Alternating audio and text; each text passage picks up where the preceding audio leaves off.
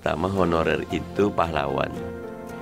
Honorer itu pejuang, sudah lama mengabdi buat bangsa. Tapi ada yang puluhan tahun, ada yang bahkan udah mau pensiun, tapi nasibnya tidak pernah diberi kejelasan. Undang-undang ASN yang baru itu memudahkan juga untuk memecat ASN yang tidak berprestasi. Honorer yang bukan pahlawan, tapi ini honorer yang... Nah teman-teman, ini ada berita gembira dari Bapak Mardhani Alisera yang menjelaskan terkait dengan nasib tenaga honorer di tahun 2024. Silakan disimak dan jangan lupa subscribe channel ini untuk terus mendapatkan informasi terupdate seputar penerimaan CSN maupun soal tenaga honorer. Karena ada berita yang bagus buat para honorer, Undang-Undang ASN sudah disahkan pada Oktober 2023 tahun lalu. Nah, kita harapkan semoga prosesnya lebih cepat, ya kan, turunannya juga lebih cepat. Walaupun katanya dijanjikannya di April 2024 turunannya sudah ada. Kita mau membahas soal ini soalnya. Kita mau membahas gimana sih nasib honorer-honorer pasca ada undang-undang ASN ini. Apakah memang benar-benar sudah pasti nih akan ada pengangkatan? Wah, angin segar, semuanya jadi tenang, semua happy, cerah ceria. Tapi apa sih sebenarnya nantinya yang didapatkan dari honorer ketika sudah diangkat? Nah, kita bahas lebih dalam. Bersama siapa? Tentu saja sudah ada yang expert yang akan menemani Nadia. Sudah ada Bapak Mardhani Alisera yang merupakan anggota Komisi 2 DPR RI yang lagi sibuk sekali. Saya lihat banyak di Jatinegara. Kalau mungkin yang lewat-lewat situ ada Bapak Mardhani. Nah, terima kasih sudah menyempatkan waktu. Alhamdulillah. Saya juga salah satu followers Bapak, begitu romantis sekali bersama istri. Aduh, senang sekali ya. Semoga bisa menjadi contoh buat semuanya. Amin. Ya kan Pak ya. Kalau waktu itu kita mengundang ke SDP ngobrolin soal diplomasi karena merupakan wakil ketua BKSAP. Nah, sekarang sebagai anggota Komisi 2 karena memang suara Bapak cukup nyaring menyuarakan soal honorer. Keresahan Bapak ini udah kayak mau ngomongin stand up komedi. Keresahan Bapak sendiri soal honorer ini seperti apa sih, Pak? Ya, bismillahirrahmanirrahim. Yang pertama, honorer itu pahlawan. Honorer itu pejuang, sudah lama mengabdi buat bangsa. Tapi ada yang puluhan tahun, ada yang bahkan udah mau pensiun, tapi nasibnya tidak pernah diberi kejelasan. Undang-undang ASN tahun 2023 yang kita sahkan secara tegas Desember 2024 seluruh honorer masalahnya sudah diselesaikan. Nah, ada pintunya. P3K, pegawai pemerintah dengan perjanjian kontrak. Nah, nanti karena mungkin beban ekonominya besar, dibagi dua dulu. Ada yang full timer, ada penuh waktu, ada yang paruh waktu. Tetapi targetnya semuanya full penuh waktu. Oke, karena Bapak sudah menyinggung soal paruh waktu. Ini banyak juga yang meresahkan. Apa sih maksudnya paruh waktu? Bukannya tadinya nih paruh waktu ini diutamakan bagi cleaning service, OB. Nah, apakah nantinya skema ini tetap diperuntukkan untuk mereka atau memang semuanya akan menjadi paruh waktu terlebih dahulu?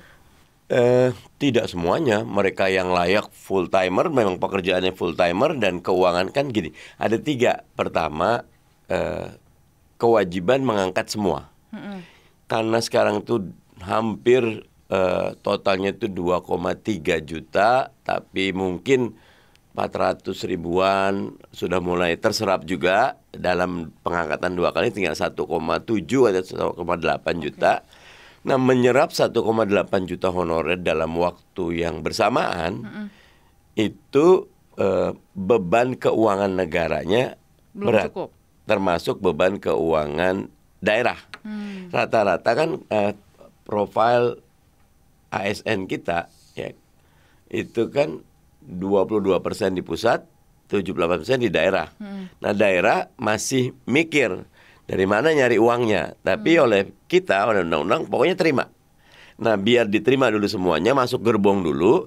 Jadi ada gerbong yang full time, penuh waktu, ada yang paruh waktu. Tetapi yang paruh waktu pelan-pelan akan dipindahkan menjadi yang penuh waktu. Ketika perekonomian dari suatu lembaga Ketika atau memang penataan diselesaikan kayak gini nih, di atas lagi ditata. Ini undang-undang ASN yang baru tuh memudahkan juga untuk memecat ASN yang tidak berprestasi. wow. Kalau dulu pokoknya sekali jadi ASN udah ongkang-ongkang kaki atau nggak kerja juga susah sekali dipecat itu. Nah sekarang dengan kemudahannya jadi mereka yang berprestasi cepat karirnya, mereka yang nggak berprestasi cepat keluar gitu loh. Oke. Nah dengan gerbong atasnya kosong, gerbang bawahnya naik terus itu.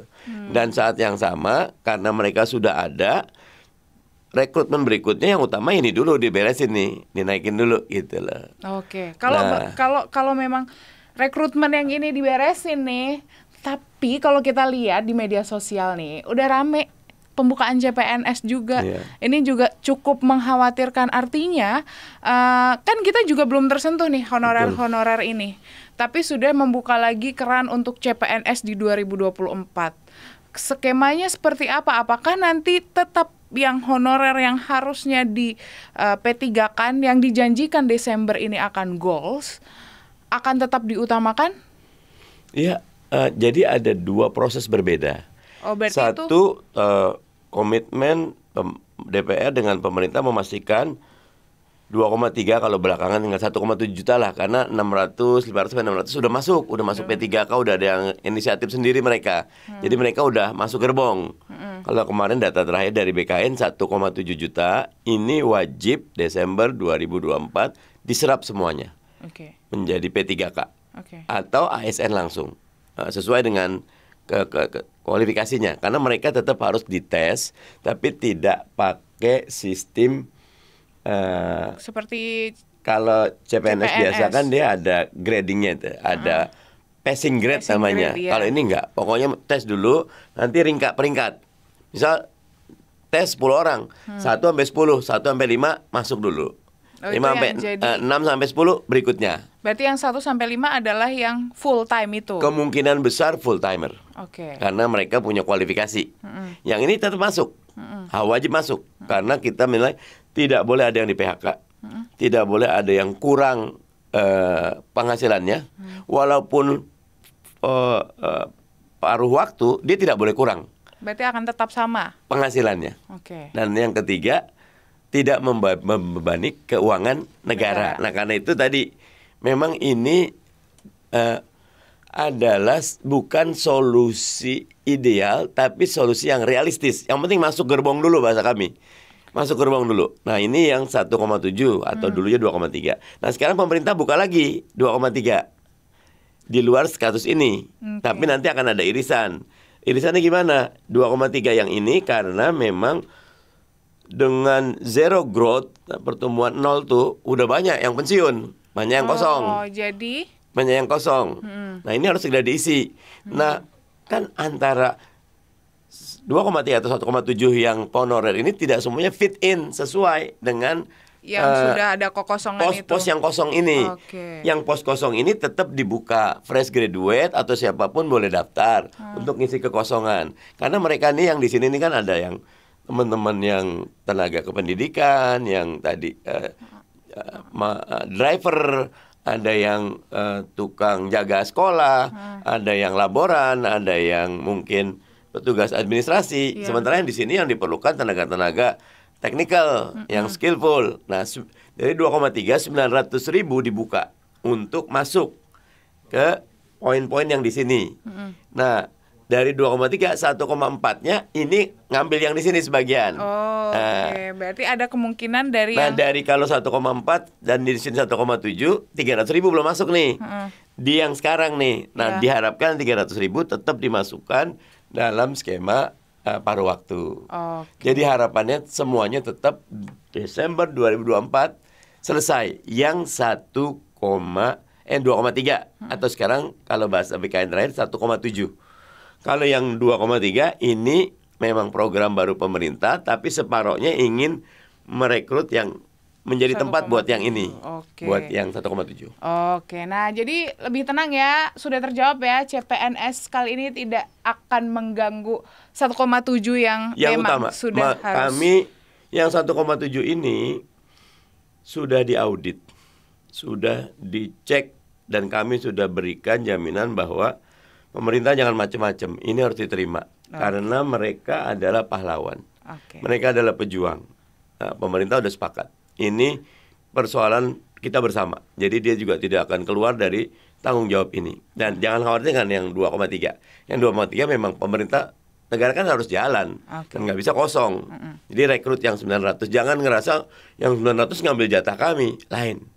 Lain posnya, lain kualifikasinya. Karena ini diterima nggak bisa masuk ke sini gitu. Ini sih yang skillful work yang memang harus dites, ada passing grade-nya, ada macam-macamnya gitu.